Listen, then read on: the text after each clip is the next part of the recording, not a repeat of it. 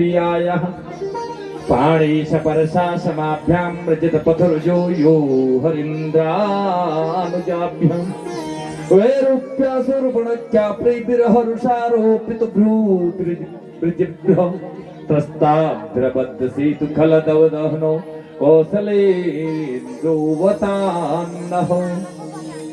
राम जी मर्यादा पालक जिन प्रभु ने अपने माता पिता की आज्ञा का आदर करते हुए अयोध्या के उस विशाल साम्राज्य को एक दिन के तरह त्याग दिया, वन को प्रस्थान किया।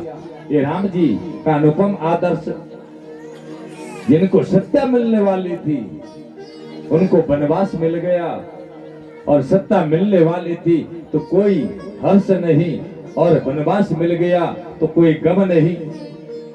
ये राम जी का ही आदर्श हो सकता है। इतने निर्लिप्त कि मुस्कुराते हुए वन को चले गए। गुरुवर थे तख्त राज्यो विचरतनु वनम पद्म पद्भ्याम पियायाः। चित्रकूट में आकर जिन्होंने वास किया, कोल भील किरातों को हृदय से लगाया, संतों को दर्शन देकर परमानंद प्रदान किया। 12 वर्ष चित्रकूट में वास किया। भरत जी मनाने गए तो उन्हें पादुका देकर लौटाई। फिर दंड कारण्यक में जाकर पंचवटी में विश्राम किया। रावण की बहन शूर्पणखा आई तो उसे गुरुपा बना करके भगाई। फिर दूसरा आया, परलोक पहुंचाया।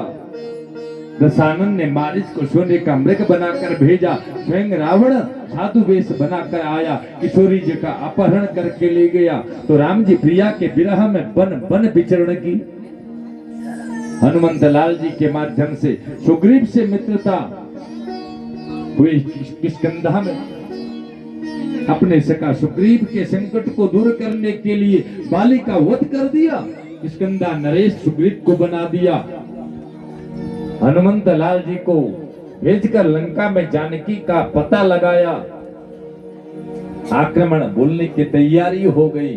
समुद्र के तट पर राम जी पहुंच गए। विभीषण जी महाराज शरण में आ गए तो आते ही लंकेश्वर घोषित कर दिया राम जी महाराज ने, तस्ताभ्रबद्ध सेतु खलदवदहनो। जिन्होंने विशाल समुद्र पर सेतु बांध करके स्थापित किया, लंका में प्रविष्ट होकर समस्त निशाचरों का उसी प्रकार श्रृंगार कर दिया परीक्षित। किस प्रकार? जिस प्रकार दावाग्नि लग जाने पर जंगल के बड़े बड़े विशाल वृक्ष चकनाचूर हो जाते हैं, जलकर भस्म हो जाते हैं, ऐसे ही राम जी के क्रोधाग्नि में सारा निशाचर समुदाय समाप्त हो गया। और पुनः पुष्पक विमान में आरूढ़ होकर माता जानकी को लेकर अयोध्या में पहुंचे। अयोध्या नरेश बंधे। 14 वर्ष के बाद ऐसे राम जी के पाद पद्मों में हम और आप सब मिलकर के प्रणाम करते हैं। बोले राजा रामचंद्र भगवान की जय हो, बोले अयोध्या धाम की जय हो। राम राज्य बैठे त्रिलोका, हर्षित भये गए सब शोका। ऐसे सीताराम जी के पाद पद्मों में प्रणाम। अब चंद्रवंश की चर्चा सुनो। भगवान नारायण के नाभि कमल से ब्रह्मा, ब्रह्मा के बेटा अत्रि, अत्रि के बेटा चंद्रमा, इन्हीं से चल पड़ा चंद्रवंश। चंद्रमा के बेटा बुध, बुध के बेटा पुरुरवा, और पुरुरवा इन्हीं पुरुरवा का विवाह उर्वशी अप्सरा के साथ। इनके 6 बेटा आयु, श्रुतायु, सत्यायु, रई, जय, विजय। इन्हीं के वंश में आगे चलकर महाराज नहुषु। इनके भी 6 बेटा। यति, ययाति, सय्याति, आयाति, धियति, कृति। उनमें जो सय्याति नाम के बेटा थे, उनमें जो ययाति नाम के बेटा थे, उनके 2 विवाह, 2 रानियों से 5 बेटा हुए। यदु, दुर्वसु, द्रुहु, अनु और पुरु। सबसे छोटा बेटा पुरु ने अपना यौवन अपने पिता को दे दिया और पिता का बुढ़ापा स्वयं ले लिया। अदला बदली कर ली। पिता ने प्रसन्न होकर के अपने सबसे छोटे पुत्र पुरु को ही चक्रवर्ती सम्राट बना दिया। तो पुरु के वंश में राजा दुष्यंत हुए, जिनका विवाह शकुंतला के साथ गांधर्व विधि से हुआ। इन्हीं के परम प्रतापी पुत्र भरत हुए, और इन्हीं भरत जी के वंश में राजा रंतिदेव, इन्हीं के वंश में पांडवों का जन्म हुआ। सुखदेव जी कहते हैं, परीक्षित तुम भी भरत वंशी हो, इसलिए भारत के नाम से जाने जाते हो। अर्जुन को भगवान भारत कहते हैं। यदा यदा हि धर्मस्य ग्लानिर्भवति भारत हो। और भगवान और भागवत में सुखदेव जी परीक्षित को भारत कहते हैं। तस्मात् भारत सर्वात्मा। तो ये सब भरतवंशी राजा होने के नाते इनको भारत कहा जाता है। ये तो रही पूर्व वंश की बात। अब ये याति के जो सबसे ज्येष्ठ पुत्र थे यदु, उनसे चला यदुवंश। यदुवंश में महाराज अजमेर हुए, देवमीर हुए, सूरसेन हुए, सूरसेन के बेटा आनगुंदुबी हुए, जिनका नाम बाद में वसुदेव पड़ा। वसुदेव जी की 7 पत्नियां पौरवी, रोहिणी, भद्रा, मदिरा, लोचना, ईला और देवकी, जिन देवकी के गर्भ से 8 पुत्र और एक पुत्री हुई। 8वें पुत्र साक्षात कृष्ण कन्हैया थे, और जो पुत्री हुई परीक्षित, वो तुम्हारी दादी माँ, जिनका नाम सुभद्रा देवी। बोले कृष्ण कन्हैया लाल की जय हो। एक श्लोक में कृष्ण कथा भी पूरी सुना दी। तो परीक्षित घबरा गए कि जैसे राम कथा कह दी, वैसे कृष्ण कथा कह के कहीं आगे न चल दे। तो तुरंत आज परीक्षित ने हाथ जोड़ लिए, परीक्षित खड़े हो गए, और यहीं से श्रीमद् भागवत के 10वें स्कंद में प्रवेश हो गया। तो परीक्षित ने प्रश्न कर दिया। ओहो, धन्य धन्य है भैया ये परीक्षित। आज परीक्षित ने प्रश्न कर दिया। कहते हैं गुरुदेव कि कथितो वंश विस्तार हो भवता सोम सूर्य हो। कथितो वंश विस्तार हो भवता सोम सूर्य हो। राज्ञां चोभयवंश्यानां चरितं परमाद्भुतम्। परीक्षित ने कहा, महाराज सूर्यवंश, चंद्रवंश आपने मुझे विस्तार से सुनाया है, लेकिन जब मेरे प्यारे प्रभु की प्राकृतिक की कथा आई तो 2 मिनट में आपने चटपट करके सुना दी। ऐसा मत कीजिए गुरुदेव। मैंने और सारे चरित्र संक्षेप में इसलिए सुने कि ताकि मैं कृष्ण कथा विस्तार से सुन सकूं। तो इसलिए गुरुदेव इस कृष्ण कथा में आप कृपणता मत कीजिए, मुझे कृष्ण कथा विस्तार पूर्वक सुनना है। ये सुनकर सुखदेव जी प्रसन्न हो गए, क्योंकि उत्तम श्रोता को पाकर वक्ता भी गदगद हो जाता है। प्रेम से बोलो राधे राधे। तो सुखदेव जी कहते हैं, परीक्षित सुनो, जब इस धरती पर सारे चारों तरफ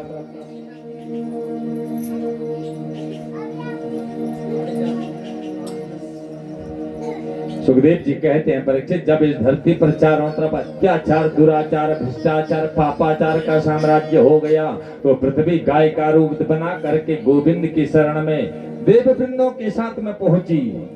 तो भगवान ने ब्रह्मा जी की प्रेरणा दी। ब्रह्मा जी ने सभी को भगवान का निर्देश सुना दिया। सुनो सुनो, वसुदेव गृहे साक्षात भगवान पुरुषः परः। का देवता सुनो, बहुत जल्दी मथुरा मंडल में वसुदेव जी के घर में भगवान वासुदेव का प्राकट्य होने वाला है, ऐसा प्रभु का निर्देश हुआ है। आप लोग भी चलिए, अकेले मत जाइए, हमारे प्रभु भी युगल जोड़ी से जा रहे हैं। तो उनके प्राण प्रिया जन्म लेगी बरसाने में वृषभानु नंदनी बन के। जब हमारे प्रभु युगल जोड़ी से जा रहे हैं तो तुम अकेले क्यों जाओ, तो तुम भी युगल जोड़ी से जाओ और प्रभु का स्वागत करो। तो फिर क्या था कि मथुरा मंडल पर देवी देवता अनेकों रूपों में प्रकट होने लगे। मथुरा भगवान यत्र हो नित्यम सन्निहितो हरिः। मोक्षपुरी है मथुरा, सातपुरिया सात पुरियां ऐसी हैं जो मोक्ष को देने वाली हैं। यहाँ मरने से मृत्यु वे मोक्षदायिनी हो जाती है।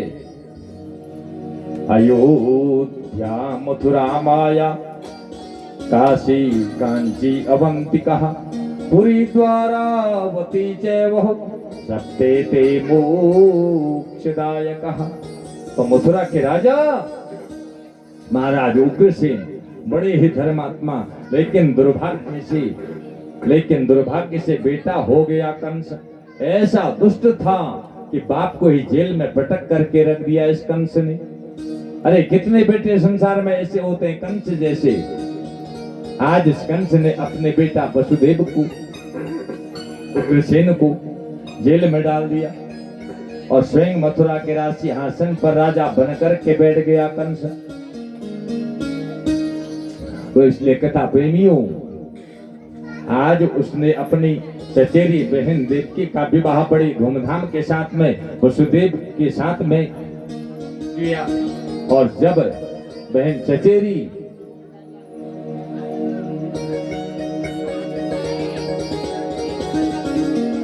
हरिलाल की, और जब देवकी का बड़ी धूमधाम के साथ में वसुदेव जी के साथ में विवाह किया, और जब बहन देवकी की विदाई करने लगा, आज देवताओं ने देखा कि ये तो अपने बहन के साथ बड़ा स्नेह करता है, यदि ऐसा ही स्नेह करेगा तो फिर देवकी नंदन इसको मारेगा कैसे। तो विदाई में जब भावुकता के साथ बहन देवकी को विदा कर रहा था, तो आज आकाशवाणी से देवताओं ने उद्घोषणा कर दी, अस्याम त्वाम अष्टमो गर्भे हंतायाम बहसे बुधो। ए मूर्ख कंस, जिस बहन देवकी के विवाह में तो इतना प्रसन्न है, इतना भावुक हो रहा है, इसका 8वां लाल ही तेरा बनेगा काल। ये सुनकर कंस की आंखें हो गई लाल। न रहेगा पास, न बजेगी बांसुरी। तो 1 मिनट में इसने आज देवकी को डोली से नीचे उतार दिया। पकड़ लिए केस परीक्षित। अरे जिस बहन के हाथों में मेहंदी लगी हुई है, ससुराल को जा रही है, आज कंस ने डोली से नीचे उतार दिया, केस पकड़ लिए देवकी। आज मारने को तलवार निकाली तो वसुदेव जी ने हाथ पकड़ लिया कि अरे तुम्हारी अनुजा है, छोटी बहन है, छोटी बहन बेटी के समान होती है। विवाह के अवसर पर तुम इस बहन का वध करोगे। अरे वीर होकर के, क्षत्रिय होकर के स्त्री पर हाथ नहीं उठाना चाहिए। तुम अपनी सगी बहन को विवाह के अवसर पर मारोगे कंस, तो इससे पूरा कलंक तुम्हारे जीवन पर कभी लग नहीं सकता। कंस ने कहा वो तो सब ठीक है जी, लेकिन ये मेरे काल को जन्म देगी। वसुदेव जी ने कहा मैं तुम्हें वचन देता हूं कि तुम्हारा काल देवकी नहीं, तुम्हारा काल तो देवकी नंदन है। तो इसलिए जितने पुत्र आपकी बहन के होंगे वो पुत्र मैं ला करके आपको देते रहूंगा, लेकिन आप देवकी की हत्या मत करो। कंस को ये बात कहकर बात समझ में आ गई। बोले ठीक है, और जब तक ये बच्चे नहीं होते तब तक तुम दोनों मेरे पास रहोगे। वसुदेव जी ने स्वीकार कर लिया। आज वैराग्य के चक्र चूड़ामणि सुखदेव जी कहते हैं दोनों को बंदी बना लिया कंस ने, देवकी और वसुदेव को। समय पाकर देवकी का पहला पुत्र हुआ। वसुदेव जी ने कंस को लाकर के सौंप दिया। कंस खुश हो गया, इसे वापस ले जाओ, खतरा तो मुझे 8वें से है। नारद जी ने आकर के देखा कि अरे ये तो बड़ा दयावान हो गया, यदि ऐसे ही दया करेगा तो इसे देवकी नंदन कैसे मार पाएगा। ये पापी को जल्दी मारना चाहिए, तो जल्दी तभी मरेगा जब ये हत्या करेगा, तो तभी इसका पाप का घड़ा भरेगा। तुरंत आकर के नारद जी ने कहा कि आप क्या कर रहे हैं कंस, ये कौन थे? तो कहने लगा ये तो हमारे बहनोई साहब वसुदेव थे, अपना पहला पुत्र लेकर के आए थे, सो मैंने छोड़ दिया। तो तुरंत नारद जी ने कमल का दल लिया और सामने रख दिया। कहा कंस इसको गिनो, 8वां कौन सा है? आज कंस की खोपड़ी घूम गई। क्योंकि मूर्ख और शंख दूसरों के फूकने से बचते हैं।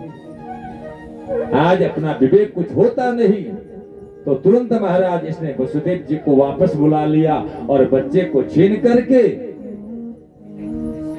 पत्थर पर पटक करके मार दिया। और इस प्रकार लगातार परीक्षित देवकी के 6 पुत्रों को मार दिया। अब देवकी के सप्तम गर्भ में शेष जी पधारे, क्योंकि रामा अवतार में छोटे भैया बने थे, चलो अब की बार बड़े बन जाओ, थोड़ी सी सेवा हमें भी करने दो भाई। अब शेष जी को पहले भेजा। भगवान ने योग अवतार योग माया को बुला करके निर्देश दिया, कहा तुम जाओ शेष जी को देवकी के गर्भ से आकर्षित करके रोहिणी के गर्भ में स्थापित कर दो और तुम स्वयं यशोदा की बेटी बन जाओ और मैं देवकी का 8वां पुत्र बनूंगा। कंस जैसे तुम्हें मारने का प्रयास करेगा तो तुम अष्टभुजी बनकर प्रकट हो जाना।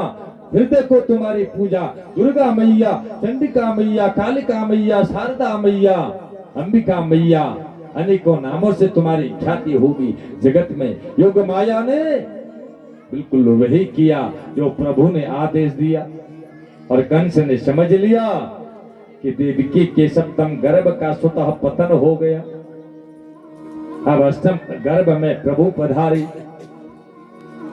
योग माया ने सप्तम गर्भ को रोहिणी के गर्भ में स्थापित कर दिया और 8वें गर्भ में आ गए हमारे प्रभु। प्रभु देव की मां के गर्भ में गोविंद की स्तुति गाने के लिए गर्भगृह में प्रकट हो गई। तो आइए हम और आप भी देवताओं के साथ मिलकर गर्भस्थ गोविंद का स्वागत करेंगे, लेकिन ध्यान रखेंगे कि अभी प्रभु मां के गर्भ में है। तो आइए भगवान का स्वागत ध्यान करेंगे।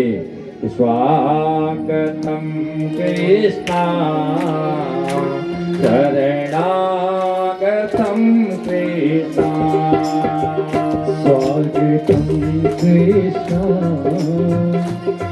शरणागतम कृष्णा, स्वागतम कृष्णा शरणागतम कृष्णा,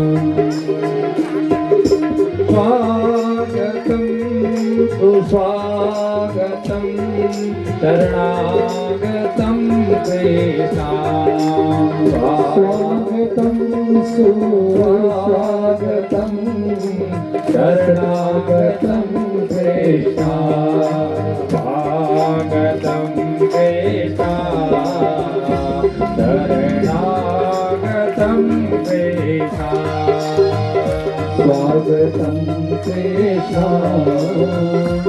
शरणागतम कृष्णा, सत्यव्रतं सत्यपरं ते सत्यं सत्यस्य योनिं निहतं च सत्ये, सत्यस्य सत्यमृतसत्यनेकं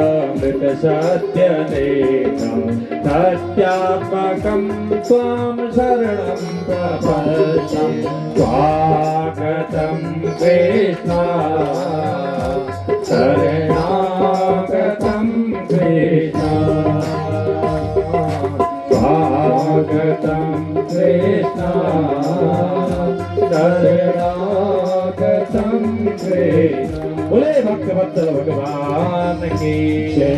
सभी देवताओं ने स्तुति करके देवी की मां को प्रणाम करके चले गए सभी देवता। अब सुखदेव जी कहते हैं परीक्षित, अब भगवान के प्राकट्य का शुभ समय आ गया। आज चतुर्थ स्कंद से 10वें स्कंद तक कथा चली, इसलिए भैया शताब्दी को दौड़ाना पड़ा, परंतु थोड़ा भगवान के अवतार का समय आ गया। अतः सर्वगुणोपेतः कालः परम शोभनः। अब भगवान के प्राकट्य का शुभ समय आ गया, भादो का महीना आ गया, कृष्ण पक्ष आ गया, अष्टमी तिथि आ गई, बुधवार आ गया, रोहिणी नक्षत्र आ गया, हर्षण योग आ गया, बबकर्ण आ गया, मध्यरात्रि 12 बजे का समय हो गया। कालः परम शोभन हो। बंदी गृह में ये भगवान देव की वसुदेव जी के सम्मुख शंख चक्र गदा पद्म लेकर के प्रकट हो गए। बोले भक्त वत्सल भगवान की जय हो। दोनों दंपति ने खड़े होकर प्रणाम किया और दोनों ने भगवान की स्तुति गाई। भगवान बोले, मैया मैया, मैं आपकी स्तुति सुनने के लिए नहीं आया हूँ, कुछ आवश्यक बात करने के लिए आया हूँ। क्या? बोले, बेटा बनते ही मुझे गोकुल में छोड़ आना और नंद भवन में कन्या का जन्म हुआ है, उस कन्या को उठा लाना, बाकी किसी से कुछ मत कहना। यो कहकर समझा बुझा कर भगवान एकदम बभूव प्राकृतः शिशु, छोटे से बालक बन करके देव की यशोदा मैया के गोदी में किलकारियां भरने लगे। देव की मैया के गोदी में किलकारी बनने लगे। आज एकदम देव की मैया की गोदी में छोटे से बालक बन करके भगवान किलकारियां भरने लगे। बोलिए बालकृष्ण भगवान की जय हो। अब बालक जन्म लेते ही रोता है, लेकिन भगवान बिल्कुल भी नहीं रोए। प्रेम से बोलो राधे राधे। राधे। रामावतार में तो इतना गला फाड़ करके रोई कि पूरा महल ही हिला दिया। सुनी वचन सुजाना, क्रोध न ठाना, हुई बालक स्वरूप भूपा।